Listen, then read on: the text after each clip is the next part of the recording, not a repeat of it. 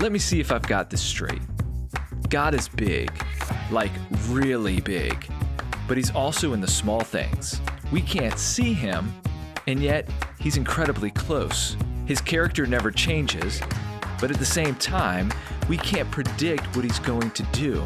He's got control over everything, but we can still make our own choices. He is all-powerful and good, but evil still exists in the world. He's a God of justice, yet he loves everyone and forgives anyone who asks. And all of that is supposed to make sense?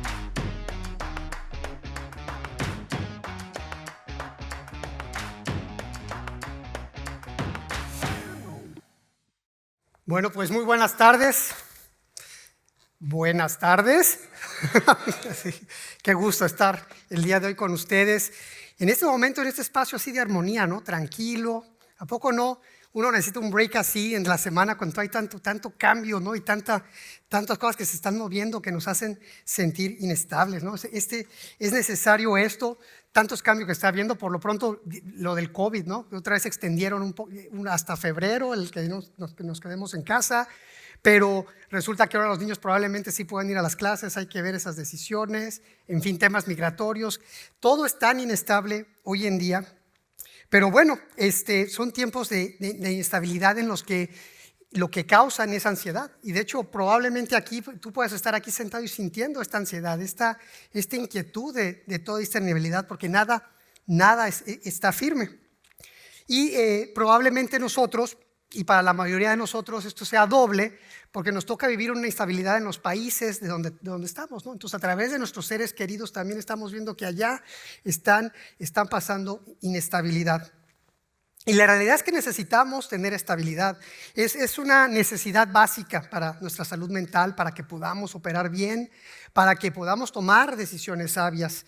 Y si es básica, bueno, yo te preguntaría, bueno, ¿qué es lo que tú buscas para tener esta estabilidad?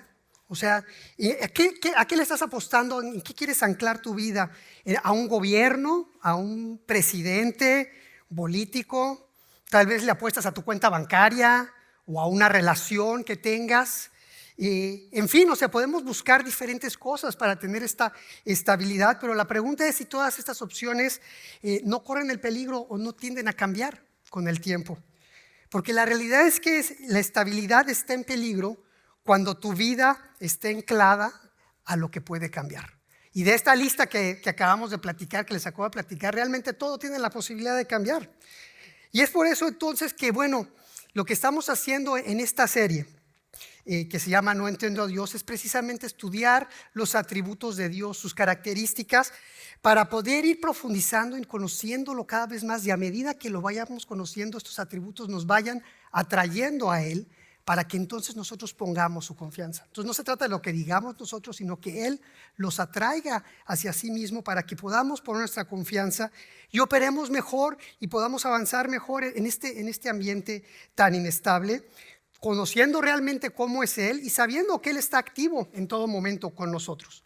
Así es que en esta serie hemos aprendido que Dios es grande, es trascendente, un Dios grande, inmenso, majestuoso. Pero al mismo tiempo hemos aprendido que es inminente, ¿no? Que está totalmente activo y presente ahí donde tú estás.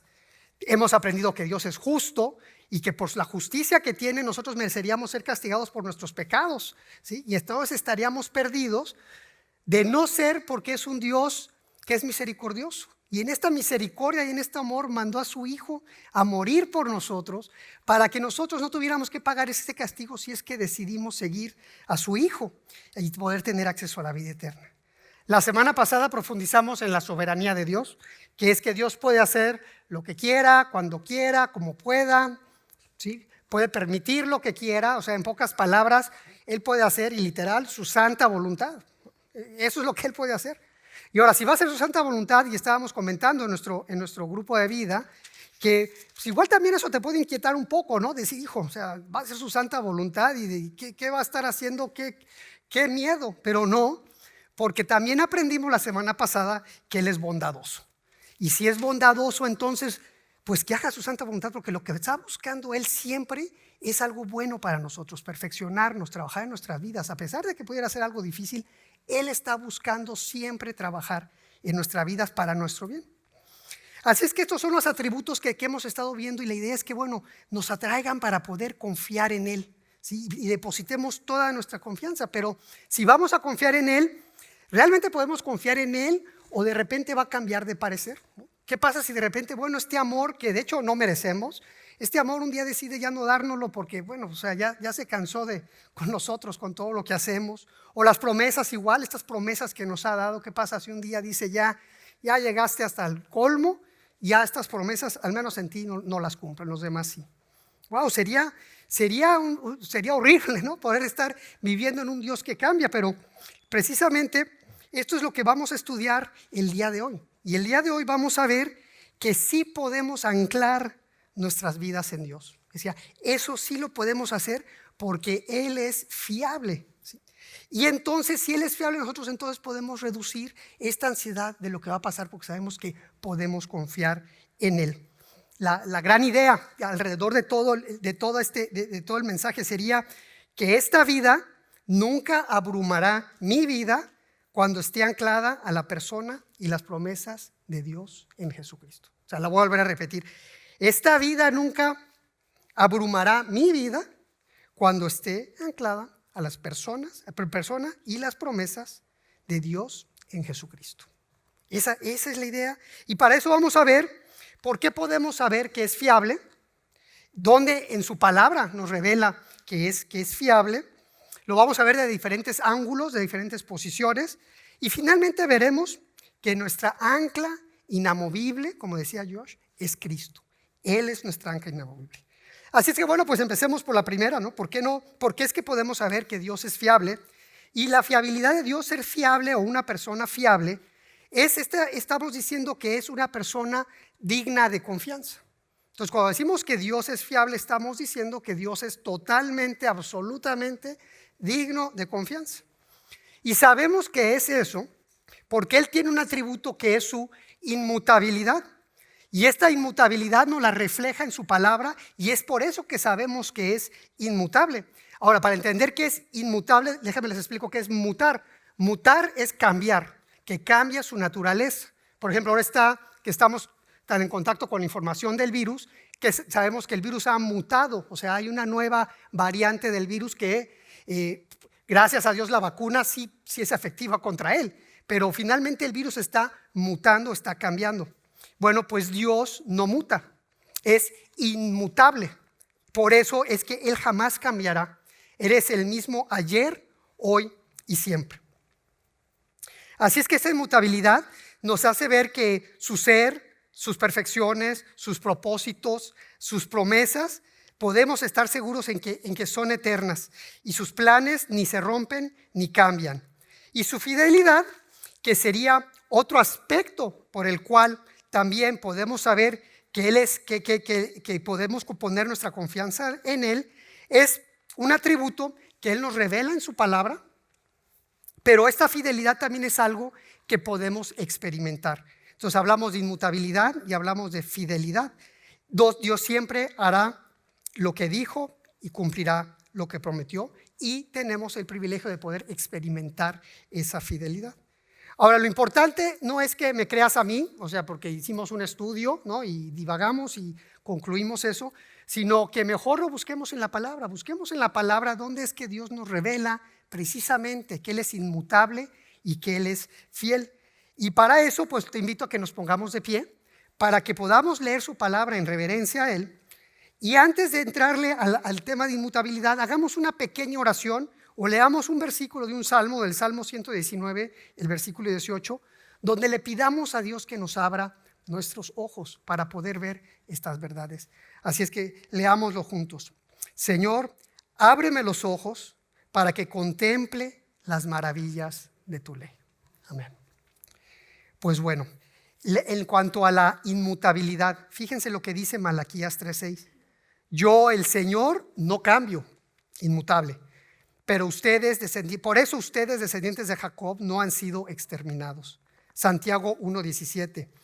Toda buena dádiva y todo don perfecto descienden de lo alto, donde está el Padre que creó las lumbreras celestes y que no cambia como los astros, ni se mueve como las sombras. Otra vez no cambia. Hebreos 1 del 10 al 12.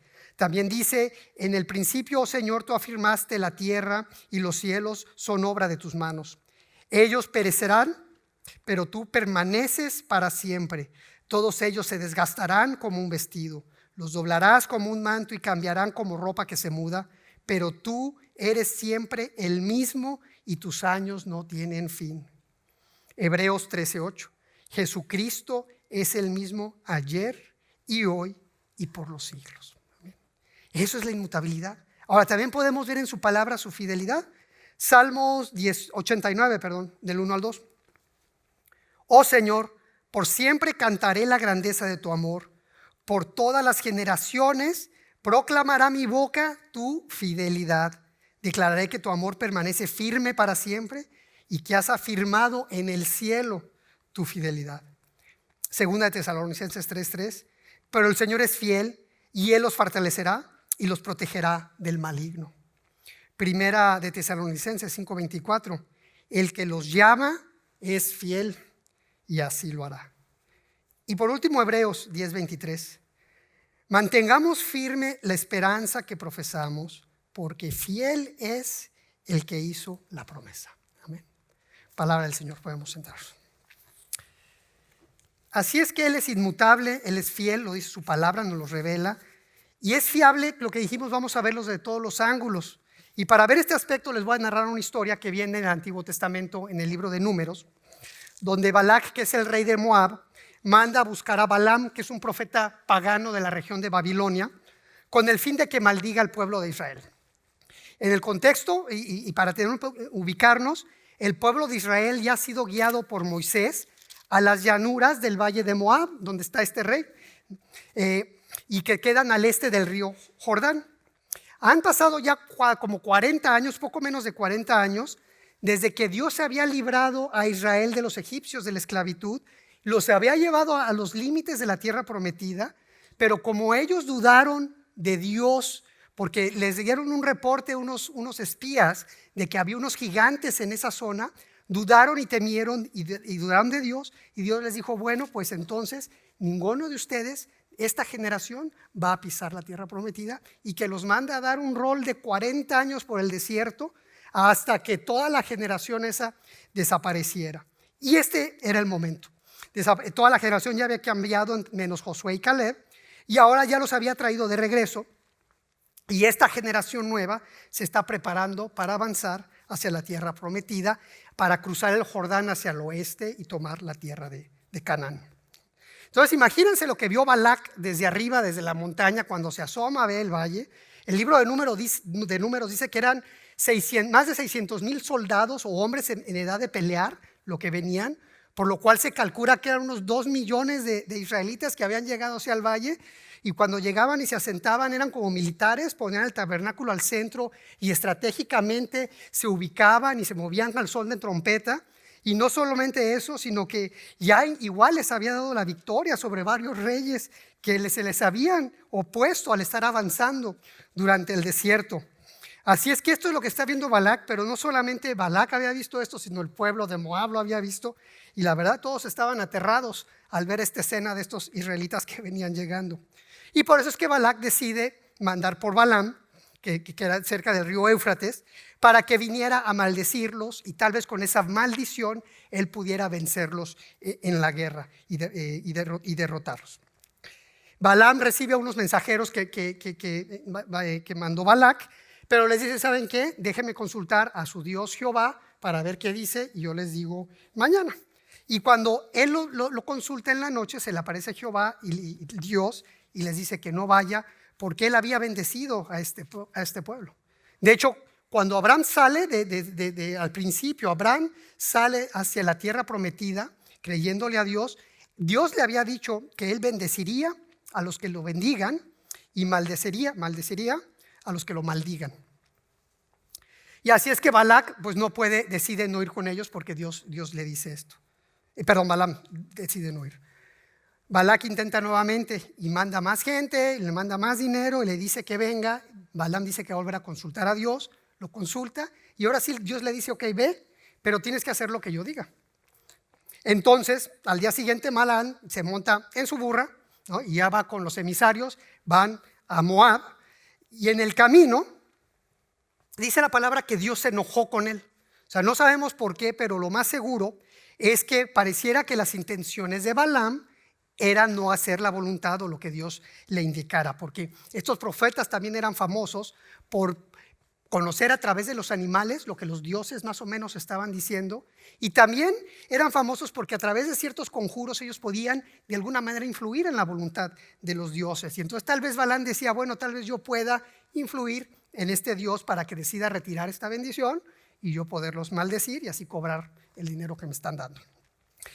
Y entonces se enoja el Señor, y entonces el ángel del Señor se les pone en el camino, que cuando vemos el ángel del Señor, realmente a lo que se está refiriendo la palabra es la presencia de Dios que se está poniendo en el camino. Y al ir avanzando, la burra de repente ve a la presencia del Señor y bueno, se desboca y sale para el otro lado huyendo. Ahí va el pobre Balaam, la detiene, la golpea y la regresa al camino. Bueno, pues el ángel del Señor se pone más adelante y ahora se pone entre dos viñedos, entre dos muros. Y entonces ahí viene Balaam y de repente la burra, bueno, pues para no pasar ahí con el ángel, se le pega a la pared y le tuerce el pie al pobre Balaam. Y Balaam, bueno, pues enojado otra vez la agarra a golpes a la burra. Y pues siguen adelante 2 veces. Y se supone que él conocía y podía interpretar a través de los animales, ¿no?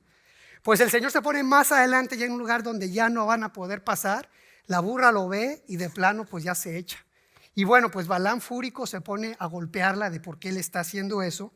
Y entonces lo que sucede es que la burra en ese momento abre el hocico y les dice, ¿qué he hecho para merecer que me pegues 3 veces? O sea, imagínate la burra hablándole a Balaam. Dios le dio la capacidad, ¿no? De que pudiera hablar la burra. Le dice, ¿qué he hecho para que me pegues 3 veces? O sea, ¿tú te puedes imaginar esa escena? Bueno, pues parece que Balaam pues, ni así reacciona. Él le sigue reclamando, no, es que me estás poniendo aquí en ridículo con estos cuates, sin realmente ver la intención de todo lo que está pasando. Es más, le dice, si yo tuviera una espada, ahorita te mataría, le dice. ¿Y qué ceguera la de Balaam? Lo cual, a la hora que esté preparando este mensaje, yo creo que me movió o así como que hacer 2 tipos de oraciones con Dios. Mi primera oración para con Dios es que me dé ojos de burra, ¿no? ¿Por qué? Bueno, o sea, la burra fue capaz de ver la presencia del Señor y a veces uno que anda en su soberbia no ve nada, ¿no? Ni más allá de las narices. Entonces, Señor, y de veras palabras, esta mañana es lo que está diciendo, Señor, dame ojos de burra a mí. Y la segunda es que, bueno, si Dios puede usar un burro como yo para hablar, o sea, que no pueda utilizar a cualquiera de nosotros para llevar su mensaje, porque la realidad es que no se trata de nosotros, ¿no? Se trata de Dios que nos puede utilizar para hablar. Entonces también que nos use como esta burra para seguir hablando, ¿no? Pero bueno, Dios en ese momento le abre los ojos a Balaam y él ve al ángel del Señor y lo ve con una espada desenvainada. Y el ángel le pregunta, ¿por qué le pegaste a la burra 3 veces? ¿No te das cuenta que ella te acaba de salvar al desviarse? Si hubiera pasado, yo te hubiera matado y hubiera dejado a la burra viva. Y entonces él dice, Señor, tienes toda razón, no lo había visto, me arrepiento de mi pecado, si tú quieres yo me regreso. Y le dijo, no, continúa, pero haz lo que te diga. ¿Ok? Entonces continúa. Y entonces vamos a ver ahora sí desde los diferentes ángulos, porque él ya llega con Balac y ya se ponen de acuerdo y el día siguiente Balac lo lleva a la cima de las montañas. Entonces vamos a ver qué es lo que está sucediendo en la cima. Balac le muestra desde ahí al pueblo de Israel. Balaam le dice, bueno, hazme 7 altares y 7 sacrificios y voy a consultar a Dios. Va y consulta a Dios y regresa. ¿Y cuál es la sorpresa de Balac? Que en vez de una maldición, Balaam saca una bendición para el pueblo y él dice, bueno, ¿qué está pasando aquí? Pues no te estoy pagando para que los vengas a maldecir. Y él dice, bueno, perdón, pero esto es lo que yo te advertí, que solamente yo podría decir lo que Dios me está diciendo. Y Balac le dice, bueno, déjame llevarte a otra cima para que puedas ver otra parte y tal vez no toda, pero a lo mejor puedes nada más maldecir a esta parte. Ya con eso yo creo que será suficiente para vencer. Maldice esta parte del pueblo. Así es que suben a otro monte, le pide otra vez 7 sacrificios, 7 altares. Balaam habla con Dios y fíjense ahora lo que le dice Balaam a Balac. Y está en Números 23, del 18 al 21. Este es el mensaje que Balaam transmitió. Levántate, Balac, y escucha. Óyeme, hijo de Zippor. Suena medio raro, ¿no? Dios no es un hombre, por lo tanto no miente. Él no es humano, por lo tanto no cambia de parecer. ¿Acaso alguna vez habló sin actuar?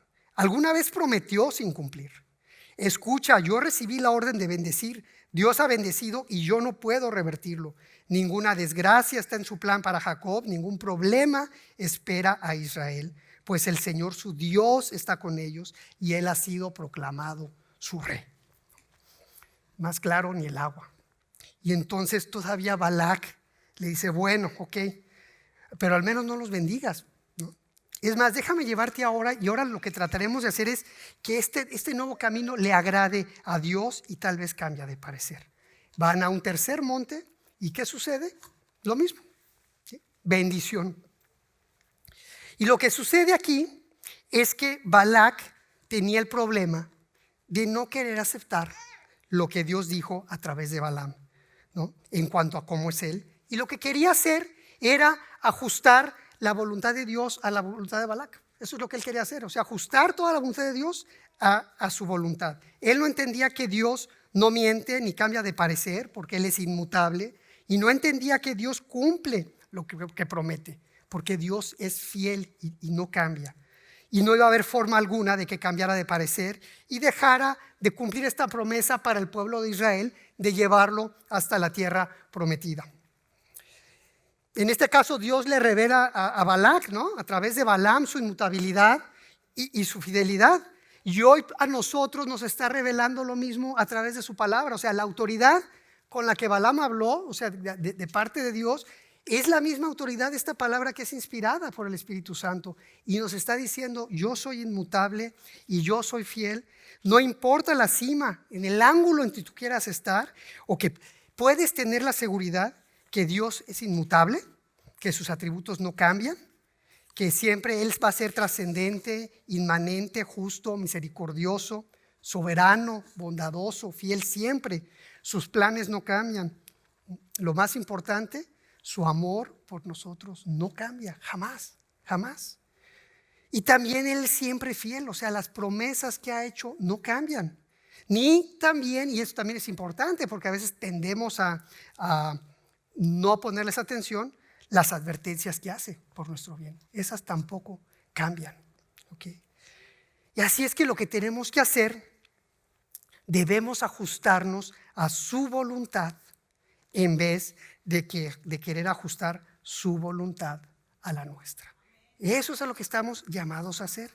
Y es que hay tantas bendiciones a nuestro alcance en sus promesas si nos ajustamos a su voluntad, que nos podamos moldear a ella. Por ejemplo, a mí y en estos tiempos, para mí ha sido un ancla, y en estos tiempos de inestabilidad más, es Mateo 6:33.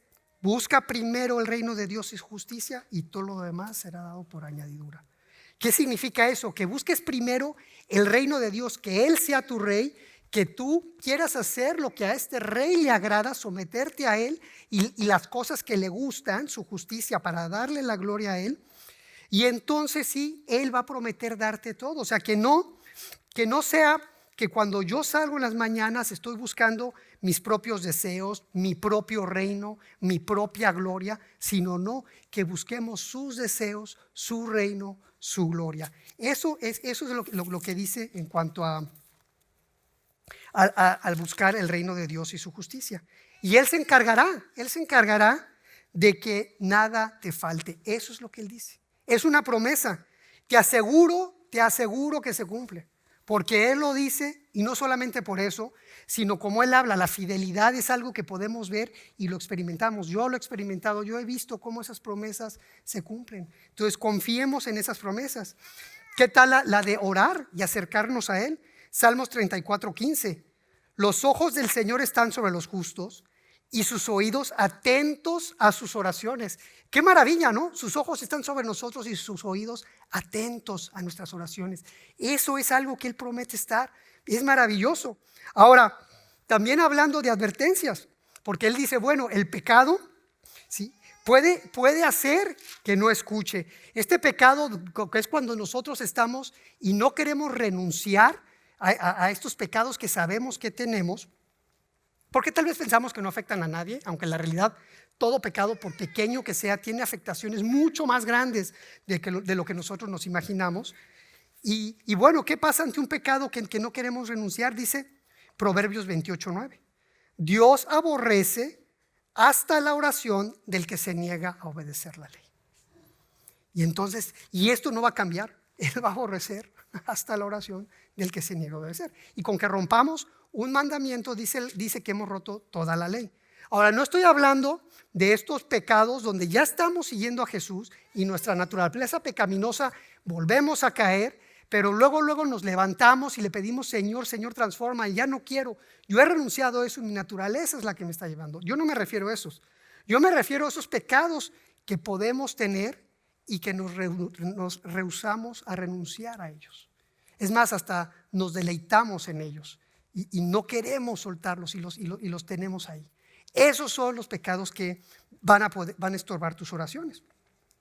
Así es que yo te invito esta semana, hablando de estas promesas y la confianza que podemos tener en estas promesas, que hagas eso, que en su palabra busques las promesas que hay, que busques las promesas que son para ti. No todas las promesas son para nosotros. Hay promesas que fueron hechas muy específicas. Por ejemplo, a Salomón en el libro de Reyes le dijo: yo afirmaré el trono de tu reino sobre Israel para siempre. Esa era una promesa específica para Salomón. Pero hay promesas que, por ejemplo, una que tiene que ver con el tema del pecado. Primera de Juan 1:9, que si confesamos nuestros pecados, Él es fiel y justo para perdonar nuestros pecados y limpiarnos de toda maldad. Entonces podemos quedar limpios. Él dice que si los confesamos quedamos limpios de estos pecados. Entonces aferrarnos a esas promesas y no estar cargando sentimientos de culpa por algún pecado que he cometido. Si Él dice: yo ya fui fiel y limpio y lo limpié, quedaste limpio de toda maldad. Nos libera. Ahora, eso fue desde la cima. Ahora veámoslo desde el valle, esta fidelidad. Los israelitas, bueno, pues ni enterados que el rey Balac está tratando de maldecirlos, y hay una batalla espiritual tremenda allá en la cima y ellos no saben, ¿no? Pero Dios, a pesar inclusive de que ellos han fallado muchas veces, Él no cambia su promesa, es inmutable, Él es fiel, los ha traído hasta aquí y Dios en esos momentos está trabajando para que esa promesa se cumpla y ellos puedan cruzar hacia la tierra prometida. Y yo te invito, bueno, nosotros en nuestro caso, en nuestro valle, el día de hoy, hay una batalla espiritual. Y esta batalla espiritual también es real. Hay tentaciones por todos lados: odio, envidias, orgullo, codicia, ¿no? Ataques a los valores de lo que es la familia. Y es como para sentirnos abrumados.